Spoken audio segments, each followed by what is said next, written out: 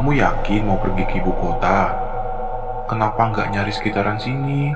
Yang deket aja dulu, kali aja tenaga kamu dibutuhkan. Kerja apa Pak di sini? Saya aja cuma lulusan SD. Kalau kamu berangkat, nasib bapak gimana? Siapa nanti yang merawat? Iya Pak, Sri paham. Tapi kalau Sri tidak cari kerja, bagaimana ngasih uangnya? Sore itu, matahari mulai terbenam. Seseorang mengetuk pintu gubuk rumah Sri. Rupanya, itu adalah Bu Menik, tetangga yang paling mampu di kampung itu. Ia menyampaikan kedatangannya, mengabarkan bahwa ada seorang penelpon dari Gria Zainah, salah satu agen penyalur pembantu, yang tempo hari dititipi pesan oleh Sri bila ada yang membutuhkan tenaganya. Sri pun bergegas. Di kampung itu memang hanya Bu Menik yang punya pesawat telepon. Karena itu, banyak warga yang selalu minta tolong kepada beliau, termasuk untuk urusan ini. Sri pun menjawab telepon menyampaikan kesiapannya. Ia diminta datang esok hari ke rumah si penyalur. Untuk sementara, Sri menunda keberangkatannya. Ia berharap bila memang rezekinya tidak jauh dari tempat tinggal, ia akan menyanggupinya. Mengingat bapak sudah tua dan mungkin ia tidak mau jauh dari anak semata wayangnya yang hanya lulusan SD. Seperti kebanyakan anak perempuan di kampung itu. Baginya, yang sekarang Sri pikirkan adalah ia harus mencari uang untuk menopang kebutuhan yang kian hari semakin melejit. Untuk makan sehari saja susah. Untuk itu, Sri nekat melamar untuk menjadi pembantu di rumah orang yang mampu. Langit masih gelap, namun Sri begitu antusias. Meski ia janjian akan datang pukul 8, Sri sudah bergegas keluar rumah. Saat fajar pertama sudah menyingsing tinggi, ia harus naik angkutan kota. Kampungnya ada di pinggiran. Butuh waktu 1,5 jam untuk sampai ke kota. Tibalah Sri di depan rumah besar itu. Meski dalam bentuk rumah, namun si pemilik sudah sangat terkenal sebagai agen penyalur tenaga kerja untuk orang yang mencari jasa PRT atau pekerja rumah tangga. Sri baru tiba dan dilihatnya sudah banyak sekali orang menunggu. Tampaknya Sri bukan satu-satunya yang datang. Butuh waktu lama untuk akhirnya nama Sri yang dipanggil. Ia masuk ke sebuah ruangan kecil, melihat si pemilik agen penyalur, lalu ia menjelaskan bahwa kemungkinan ia butuh jasa PRT untuk satu keluarga. Namun, ia masih harus diseleksi, dan siang ini si keluarga akan datang. Sebelum keluarga itu datang, si pemilik jasa bertanya pertanyaan yang membuat Sri sedikit curiga. Lebih tepatnya, pertanyaannya mengundang banyak sekali pertanyaan. Salah satunya, "Sri, benar kamu lahir Jumat Kliwon?" Sri yang mendengar pertanyaan itu awalnya kaget. Namun dengan tergagap, Sri bisa menjawabnya. Bila memang benar, ia lahir di hari Kliwon. Namun, ia tidak tahu bila itu hari Jumat. Si pemilik jasa mengangguk seakan ia menemukan apa yang ia cari. Bagi Sri, itu pertanyaan aneh. "Hari lahir kamu istimewa ya Sri?" kata si pemilik jasa. Lalu kemudian, ia membawa Sri ke ruangan yang lebih besar lagi, lebih megah. Ia diminta untuk menunggu. Sayangnya, sudah ada 2 orang yang sudah duduk di sana lebih dahulu. Tampaknya Sri sudah lolos. Selama berjam-jam, Sri menunggu di sana. Ia sudah mengobrol dengan 2 orang yang sebelumnya sudah duduk terlebih dahulu. Namanya adalah Erna dan Dini. Usianya tidak jauh dari Sri, masih muda, dan belum menikah. Entah sampai mana mereka bicara, tiba-tiba si pemilik jasa memanggil salah satu dari mereka. Erna keluar. Lama tidak ada kabar, Erna tidak kembali. Sekarang, gantian Dini yang dipanggil. Kini tinggal Sri sendirian di ruangan itu, menunggu entah untuk apa. Di sela kebosanannya, Sri melihat-lihat lewat jendela. Di sana, ia melihat banyak mobil terparkir. Sri tidak melihat mobil itu tadi. Kini, tibalah giliran Sri yang dipanggil. Dengan ragu, ia keluar, berjalan menuju ruangan tadi, yang sekarang ada si pemilik jasa dengan seorang wanita yang memakai pakaian adat, kebaya, lengkap dengan sanggul. Ia duduk anggun, menatap Sri dari ujung kepala hingga mata kaki. Ia tersenyum, sangat tulus, membuat Sri merasa sungkan sekali, seakan berhadapan dengan orang berderajat tinggi sekali. Sri bahkan tidak berani melihat matanya. Auranya begitu membuat Sri merasa kecil sekali. "Cantik sekali," ucapnya. Nada suaranya sangat halus. Sri diminta untuk duduk. Kemudian si pemilik jasa memperkenalkan siapa wanita anggun itu, yang rupanya adalah pemilik rumah makan yang saat itu terkenal sekali seantero Jawa Timur. Sebegitu terkenalnya, kekayaannya tidak perlu lagi dipertanyakan. Semua itu membuat terkejut. Namanya Kembang Kerasa. Meski itu hanya semacam gelar, namun Sri tahu arti nama itu, yang berarti bunga kerasa. Bunga yang wanginya dulu sudah melegenda sebelum ditumpas, namun menyingkirkan balak di atas gunung. Saat bangsa lelembut masih mendiami tanah Jawa, semua orang di sini tahu cerita itu. Sri hanya menunduk. Ia masih segan menatap wanita itu. "Angkat kepalamu, nak. Tidak usah takut. Mbah ini sudah tua loh. Tidak perlu sehormat itu." Sri hanya mengangguk. Ia tidak membuang rasa segannya, seperti yang diperintahkan. Tibalah saat Mbah Kerasa mulai mengajukan beberapa pertanyaan yang sama, mulai dari lahir, weton, penanggalan, yang bahkan Sri bingung menjawabnya. Puncaknya, saat ia menyentuh tangan Sri, ia tersenyum. "Nak, kamu mau kerja sama saya?" Sri mengangguk. "Kamu minta berapa untuk gaji dalam sebulan?" tanya Mbah Kerasa. Sri bingung menjawabnya. Kemudian dengan gugup ia mengatakan, 700.000 nih kalau bisa." Sri sempat melirik wanita itu. Ia tetap anggun dengan senyumannya. 700.000, katanya. "Bagaimana bila setiap bulan aku kasih kamu 5 juta? Sri kaget bukan main. Gaji PRT tahun itu cuma 500.000. Sri pun setuju. Ia tidak tahu harus mengatakan apa. Bahkan ketika si wanita sudah pergi, si pemilik jasa tidak akan memungut uang sepeser pun dari Sri. Hal ini membuat rentetan kejadian ini menjadi semakin aneh. Pekerjaan macam apa yang digaji setinggi itu? Sri mulai ragu. Ia pulang menceritakan sama bapak.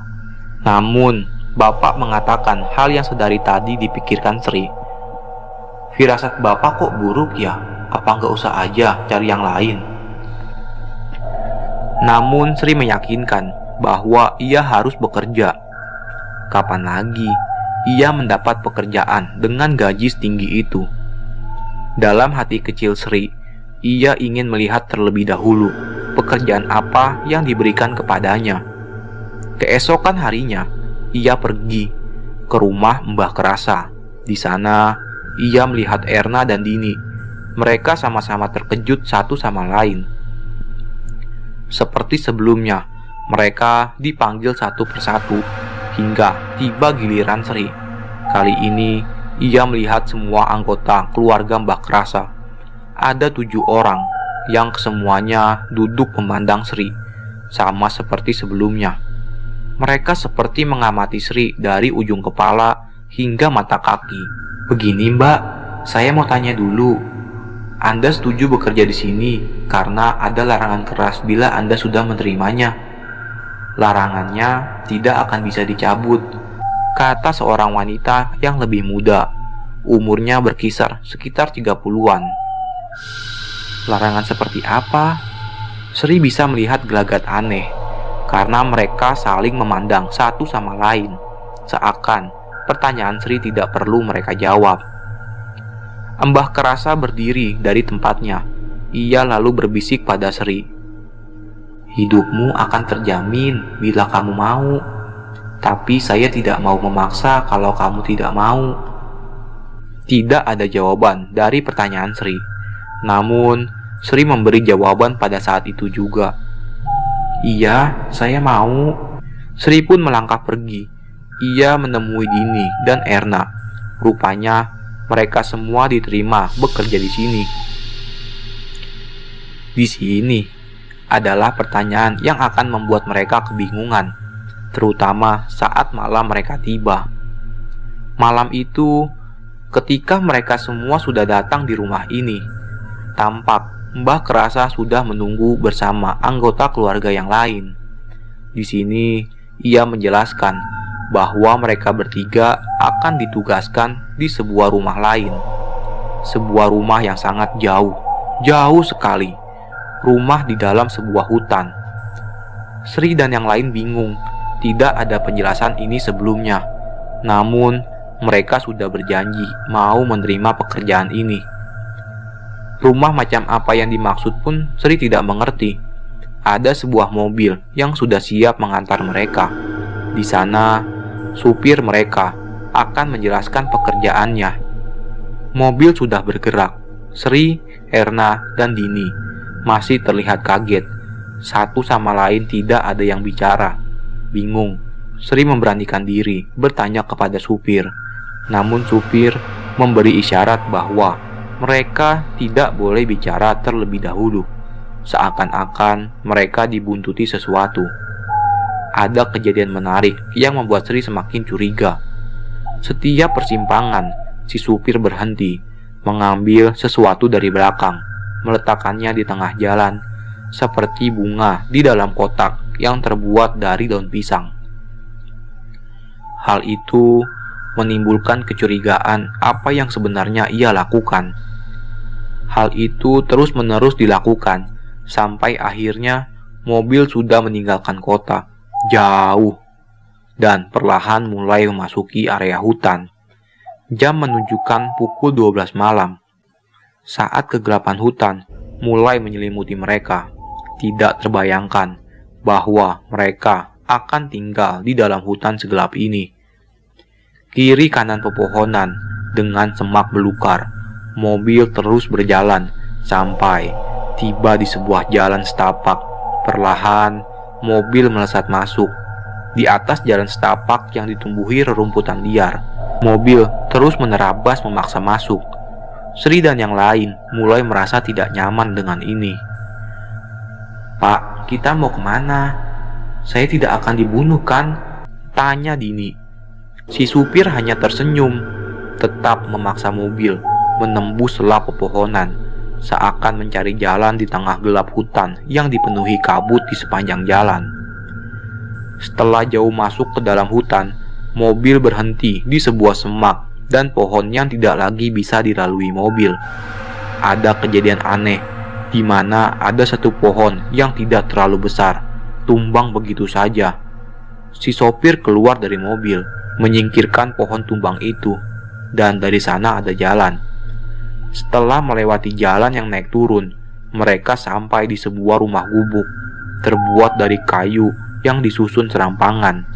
Atapnya tidak terlalu tinggi, terlihat sangat kumuh, bahkan lebih kumuh dari rumah Sri. Dari sana, muncul seorang pria tua yang seperti sudah menunggu mereka.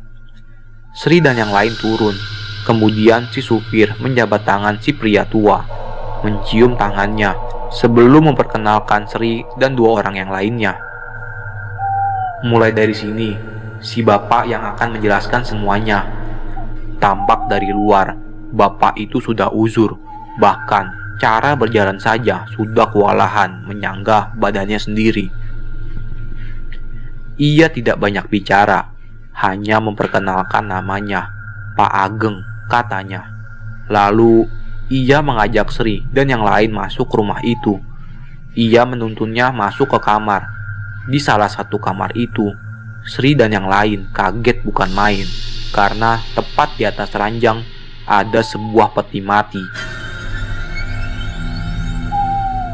Keranda mayat, di dalamnya ada seorang gadis yang mungkin masih SMA. Masih muda, ia memejamkan matanya. Di badannya, ia melihat nanah busuk dan garis lebam hitam. "Siapa?" Nama saya Tamin. Saya mengerti pasti banyak yang ingin kalian tanyakan tentang apa yang baru saja kalian lihat di sini. Si pria tua itu membungkuk sebelum melangkah keluar kamar. "Ada apa sih sebenarnya ini?" kata Dini. Ia tidak bisa mengalihkan pandangannya pada gadis itu. Matanya terpejam, dikurung oleh bambu kuning yang dibentuk menyerupai keranda mayat. Sri dan yang lain yakin ada sebuah rahasia di tempat ini. Namun apa itu? Saat-saat kebingungan itu, Sri melangkah mundur. Ia tidak sanggup lagi melihat gadis itu yang entah siapa dan kenapa ada di sini. Ia berniat mencari tahu dan bertanya langsung kepada supir yang mengantar mereka. Sampai langkahnya terhenti manakala ia mendengar si supir berbicara. Apa nggak ada yang ngasih tahu mereka? Pekerjaan apa yang sebenarnya dijanjikan di sini? Kok tampaknya mereka terkejut sekali? Si supir mulai bicara. "Dereng mbah, ngapunten." Loh, kamu mau langsung pulang tah? Apa nggak besok saja? Tanya si mbah. "Tidak mbah, besok saya harus mengantar ibu." Ya sudah, hati-hati. Takutnya ada itu. Itu, batin Sri. Apa maksud kalimat itu? Apa yang mengikuti sebenarnya? Dan ada apa semua ini? Banyak pertanyaan muncul dari dalam kepala Sri. Sebelum Simbah tiba-tiba berbicara. Keluar saja nak, saya tahu kamu ada di situ. Sri melangkah keluar, melihat cahaya mobil mulai menjauh, pudar lalu menghilang. Panggil temanmu biar mengerti kenapa kalian ada di sini. Sri pun memanggil yang lain. Mbah Tamin duduk di sebuah kursi panjang. Matanya menerawang jauh di teras rumah gubuk. Sementara Sri dan yang lainnya berdiri, siap dengan penjelasan tentang semua ini. Suasana hutan kian mencekam. Setiap sudut pohon seakan hidup dan mengamati mereka. Sri merasa kecil di tempat ini. Aku masih ingat, anak kecil, cantik, ceria, belum punya dosa. Seperti baru kemarin rasanya. Tapi sekarang, anak kecil itu terbaring sakit, melawan kodrat nyawanya, hanya karena santet dari manusia biadab. Wajah Mbak Tamin menegang. Kosakata kalimatnya seperti penuh amarah, membuat Sri dan yang lain bergidik ngeri. Anak kecil itu namanya Dela. Dia yang di kamar. Santet, ucap Sri dan yang lain bersamaan. Wajah Sri dan yang lain semakin menegang. Iya, karena itu dia disembunyikan di sini, biar bisa bertahan sampai ketemu cara memasang santetnya. Disembunyikan dari siapa, Mbah? Tanya Sri, yang semakin tertarik. Seakan semua yang ada di sini membuatnya penasaran. Mbah Tamin menatap Sri. Matanya seakan tidak nyaman dengan pertanyaan itu. Banyak yang tidak kamu ketahui, lebih baik tidak tahu saja. Suasana menjadi hening sesaat. Mbah Tamin mengambil sebuah kotak, mengambil sejumput daun kering dari dalam kotak itu. Memelintirnya dengan kertas, sebelum menyesapnya kuat-kuat, asap mengepul dari mulutnya. Sekarang waktunya saya memberitahu tugas kalian di sini. Mbah Tamin berdiri. Ia seakan memberi tanda agar Sri dan yang lainnya mengikuti. Ia berjalan di samping sisi rumah. Banyak sekali potongan kayu yang disusun. Memang, rumah ini terlihat mengerikan. dengan pencahayaan yang hanya dari lampu Petromax. Selain itu, kegelapan ada di mana-mana. Ia berhenti tepat di belakang rumah. Ada sebuah pagar bambu, di mana di dalamnya ada sebuah sumur.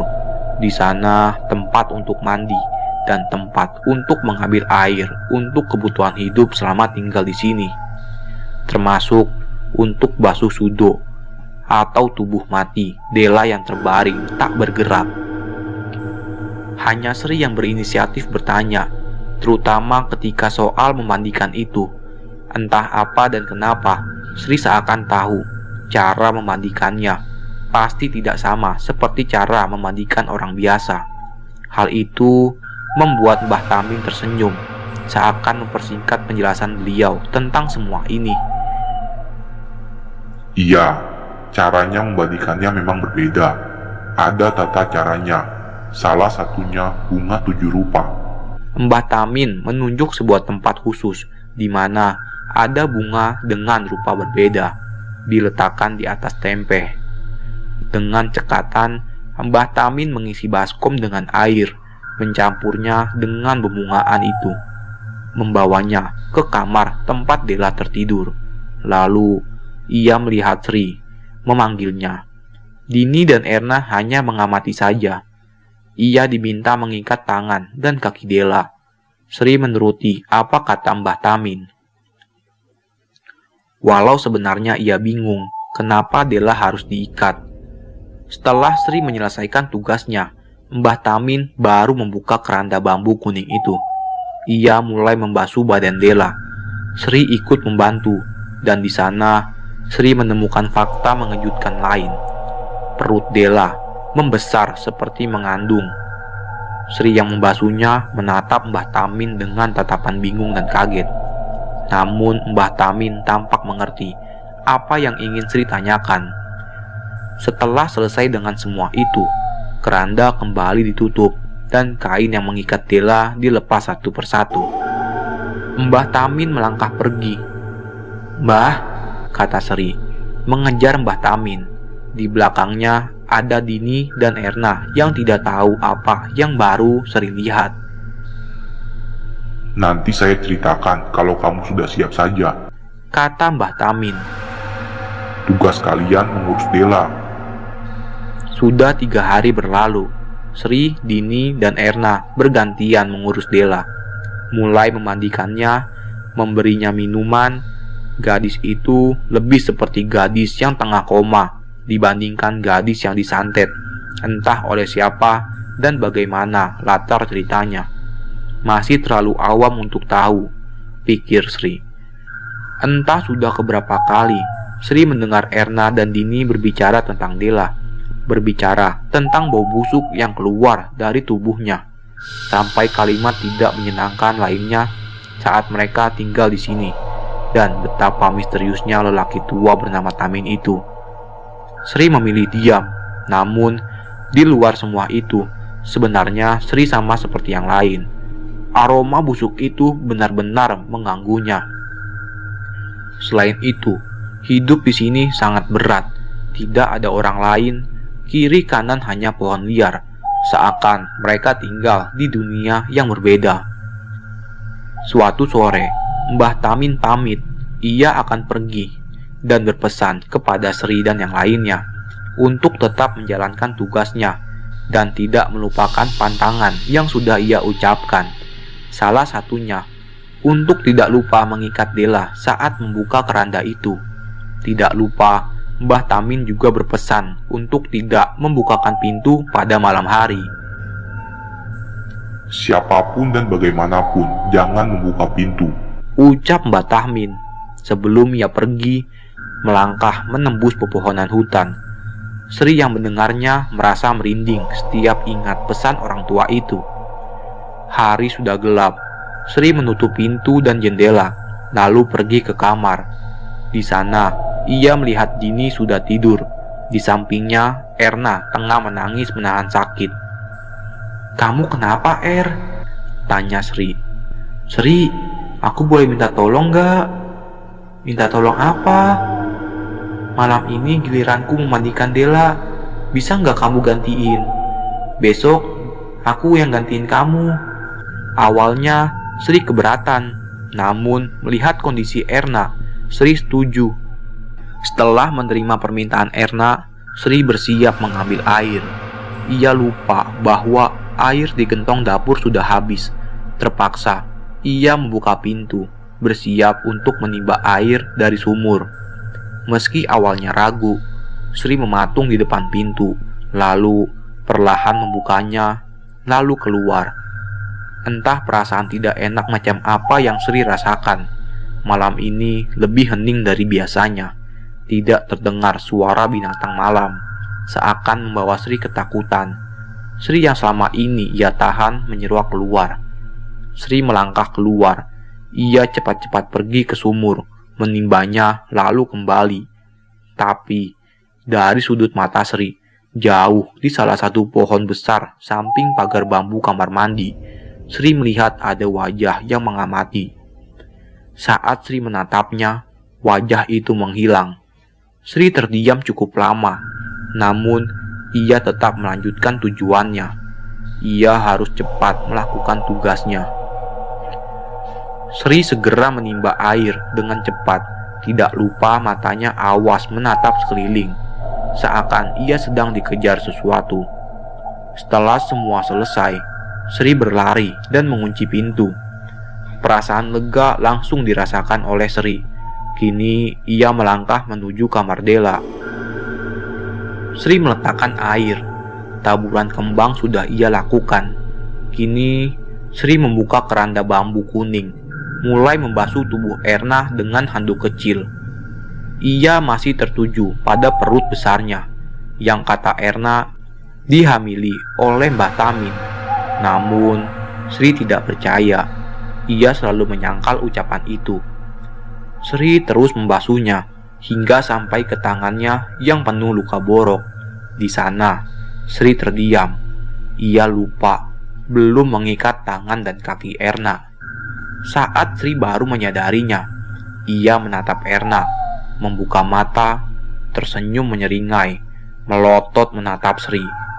"Della!" Kaget, Sri berjalan mundur. Namun Della mencekik leher Sri kuat-kuat. Ia menganggah, menunjukkan gigi hitamnya yang membusuk. Terjadi pergulatan hebat antara Sri dan Della. Sri hanya berusaha melepaskan cekikan Della yang kuat sekali, membuatnya hampir meregang nyawa. "Siapa kamu, nak?" Tanya Della dengan suara berat, nyaris menyerupai suara seorang wanita tua. "Di mana ini, nak?" Sri masih mencoba melepaskan cengkraman kuat itu, namun Della terus menyeringai. Air liurnya menetes, matanya putih. Ia tersenyum. "Jawab kalau ditanya." Siapa Anda?" Sri terbata-bata, nafasnya mulai sesak. Della tertawa semakin keras, membuat Sri menangis ketakutan.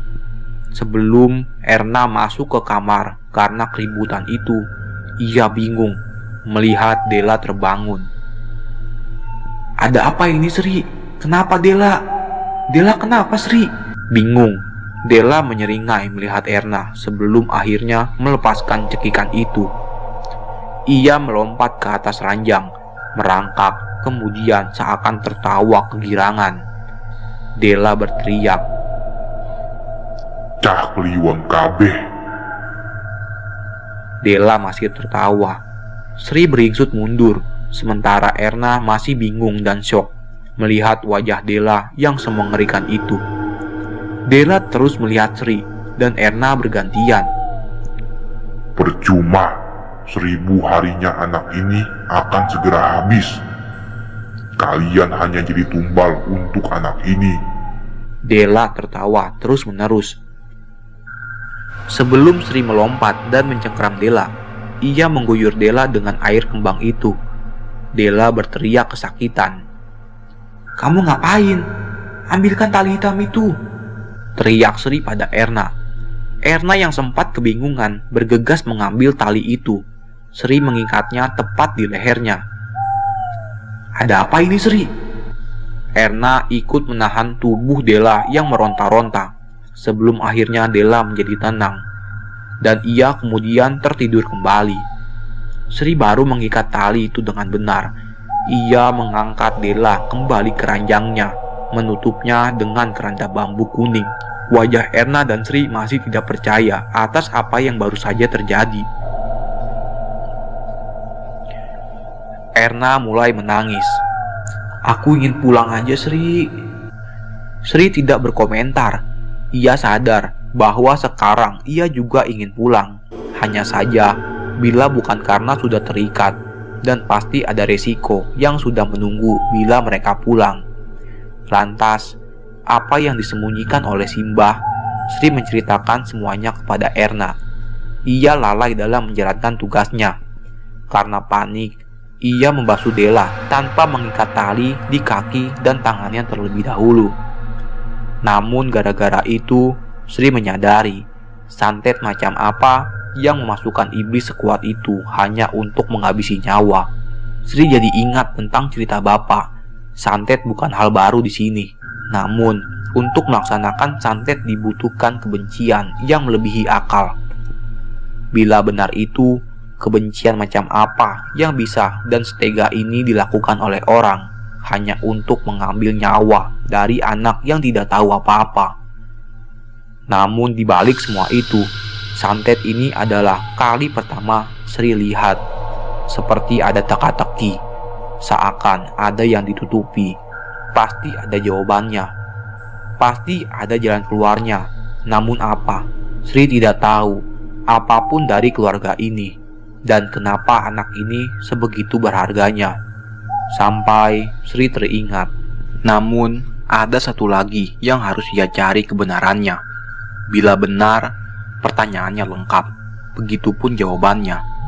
Tidak hanya Della yang masih hidup di ujung maut, tapi mereka bertiga semua terjerat dalam satu garis weton yang sama. Sejahat itu keluarga ini untuk harga nyawa mereka semua. Lalu terdengar suara orang mengetuk pintu. Erna pun sama. Ia langsung berdiri. "Mbah Tamin pulang, Sri. Ayo kita tanya orang tua itu. Dia harus menjelaskan semuanya. Ada apa sama anak gila ini?" Erna pergi. Sri baru ingat pesan Mbah Tamin. Ia langsung bergegas, bersiap menghentikan Erna. Sri lari mengejar Erna. Untungnya, ia masih sempat mencengkeram tangan Erna. Mereka terdiam di depan pintu rumah. Suara ketukan itu terdengar lagi. Setiap ketukannya terdiri dari 3 ketukan.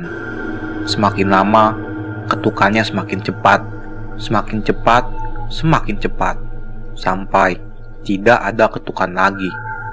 Erna dan Sri saling berpandangan, bingung. Keheningan menenggelamkan mereka di dalam rumah itu sebelum sesuatu menggebrak pintu dengan keras hingga membuat mereka tersentak. Mereka hanya terdiam, berusaha tidak bersuara.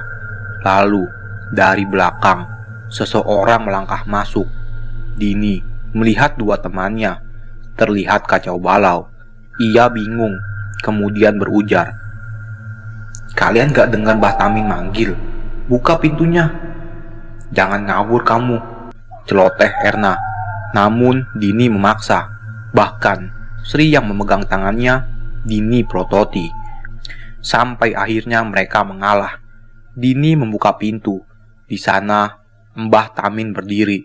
Ia hanya diam menatap mereka semua sebelum melangkah masuk rumah. Anehnya malam itu wajah Mbah Tamin tampak marah padam. Ia tidak berbicara kepada mereka, tidak membahas kenapa pintunya tidak langsung dibuka, padahal ia sudah memanggil-manggil dari tadi. Namun Sri merasa Mbah Tamin tahu bahwa ia baru saja lalai terhadap Della. Sri dan yang lain mengikuti Mbah Tamin. Beliau masuk ke dalam kamar Della. Lalu perlahan ia membuka keranda bambu kuning. Ia membukanya, kali ini tanpa mengikat Della terlebih dahulu, seakan ingin mengulang kesalahan Sri. hanya Sri dan Erna yang memandang hal itu dengan ngeri. Sri mendekat perlahan, seakan ingin melihat lebih dekat apa yang orang tua itu lakukan. Lalu, tiba-tiba mata Della terbuka. Ia melihat Mbah Tamin, menatapnya cukup lama. Sebelum menangis meraung layaknya gadis kecil. "Sakit, Ki, sakit sekali." Della hanya menangis. Mbah Tamin hanya bisa membelai rambut Della, berusaha menenangkannya. Pemandangan itu seperti melihat seorang ayah dan anak yang saling mengasihi. Namun, Sri malah belum mengerti kenapa seakan Della yang ini berbeda dengan Della yang Sri dan Erna temui tadi. Apa yang terjadi sebenarnya? Sabar ya nak, sebentar lagi adalah puncak rasa sakitmu. Ucap Mbah Tamin. Ia masih mengelus rambut Della. Lalu Della melirik. Sri dan yang lainnya hanya bisa diam mematung. Tatapannya seakan mengucapkan terima kasih sudah mau merawat saya. Mbah Tamin lalu mengikat tangan dan tali Della kembali. Tergambar wajah sedih di sana. Ia masuk ke dapur mengambil sebuah kain putih besar. Saat Mbah Tamin kembali ke kamar Della, Della menangis semakin keras. Ia berulang kali mengatakan, "Jangan, Ki, jangan kembalikan saya ke sana." Namun, Mbah Tamin tetap meletakkan kain putih itu, menutupi sekujur tubuh Della yang meronta-ronta. Terakhir, Mbah Tamin membakar kemenyan sebelum memegang kepala Della dan terdengar suara raungan yang mengguncangkan seisi rumah itu. Sri dan Erna sampai berjalan mundur. Sosok di dalam kain itu terus meraung layaknya iblis yang Sri saksikan tadi.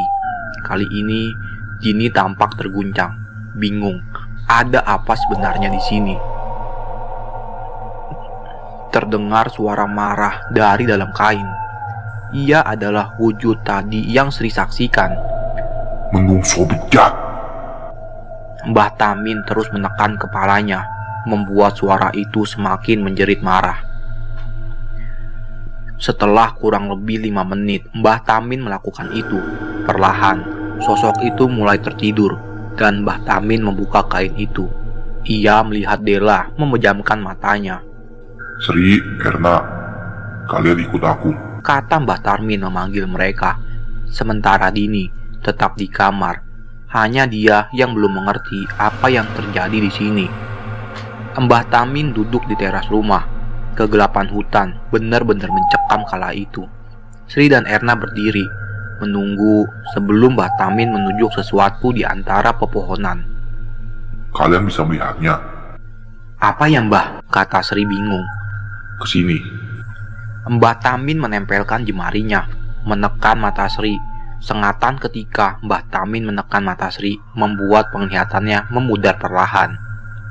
Setelah mencoba memfokuskan matanya, Sri melihat lagi apa yang ditunjuk oleh Mbah Tamin. Bagai petir di siang bolong, Sri melihat banyak sekali makhluk yang tidak bisa digambarkan kengeriannya. Mungkin ada ratusan atau ribuan, seakan mengepung rumah. Butuh waktu lama sampai Sri akhirnya tidak sanggup lagi melihatnya, sehingga Mbah Tamin menutup kembali penglihatan itu, mencabut sesuatu dari ubun-ubun Sri. Dengan mata menerawang, ia mengatakan kepada Sri, Raga yang dibuat mati adalah sebuah undangan bagi makhluk seperti mereka. Kata Mbah Tamin. Kamu lupa dengan perintahku, itu sangat berbahaya, bisa membunuh Della. Jangan ulangi ya. Erna yang sedari tadi diam, ikut berbicara.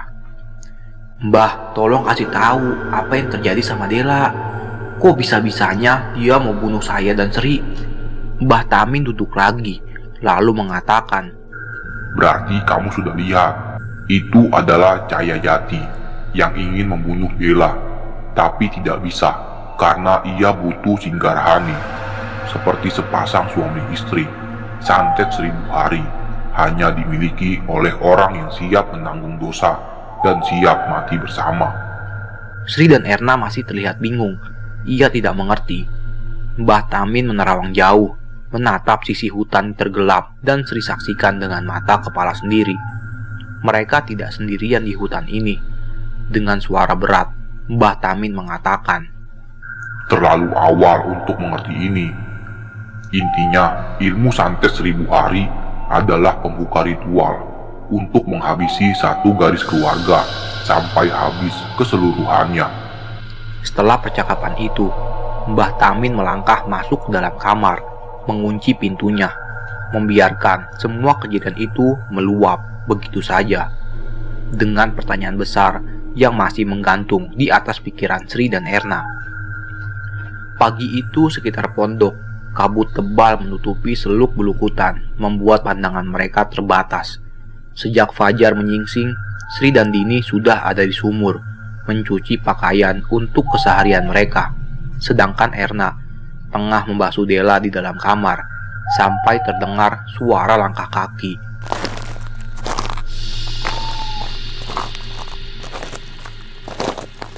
Sri yang pertama mendengarnya. Ia berdiri untuk melihat. Dari jauh, sosok hitam muncul dari balik kabut. Perawakannya familiar. Denah pondok rumah memang sederhana. Dari teras maupun kamar mandi, bisa melihat keseluruhan area sekitar, sehingga sosok mendekat itu terlihat jelas. Semakin dekat sosok itu, Sri semakin yakin. Dan benar saja, ia mematung sesaat. Sebelum Dini ikut berdiri dan melihat apa yang membuat Sri tampak tercekat dalam ekspresi wajahnya. Manakala ia melihat Mbah Tamin mendekat ke arah mereka dengan wajah yang letih. Bersambung.